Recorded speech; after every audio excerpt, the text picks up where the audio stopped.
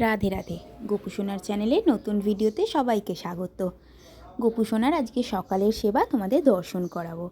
ঘুম থেকে উঠে গোপু সোনা প্রায়ই দিদুনের কোলে করে এরকম ঘুরতে যায়। আজকে তো আবার মিমিও এসেছে। মিমির যদিও ফাইনাল পরীক্ষা চলছে, তবুও একবার এসছে গোপুর সাথে দেখা করতে। আমাদের এখানে এখনও খুব শীত পড়েনি, তাই শীতবস্ত্র পরায়নি, কিন্তু তাও ঘুম থেকে উঠে একটু রোদে ঘুরতেই যায়। তারপরে গপুকে ঘরে এনে সুন্দর করে ফুল দিয়ে সাজিয়ে দিয়েছি আর দিয়ে দিয়েছি সকালের ভোগ। সকালে দর্শন করো সকালের ভোগ এবং আরতি। আমরা মোটামুটি সকালে যা গ্রহণ করি, গপুকেও সেইটাই ভোগ হিসাবে নিবেদন করা হয়। ভোগ দিয়ে সবাইকে আরতি করে দিচ্ছিলাম। রাধিকা সুন্দরী, জগন্নাথ মহাপ্রভু সবাইকে দর্শন করো তোমরা। আর সবার শেষে তোমরা দর্শন করো আমার গপু সোনাকে। দেখে বলো তো আমার গপু কেমন লাগছে, কি মিষ্টি লাগছে না মুখটা। সকলে তোমরা গপুর চরণে প্রণাম জানিও এবং তোমরা সকলেই সুস্থ থাকো এই কামনা করি।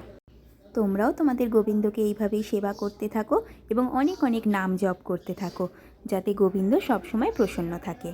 এরপরে রয়েছে দুপুরের অন্ন দেবার সময়। আজ দুপুরে ছিল অন্ন, আলু ভাতে, বড়ার তরকারি আর পালং শাকের চচ্চড়ি আর ডাল।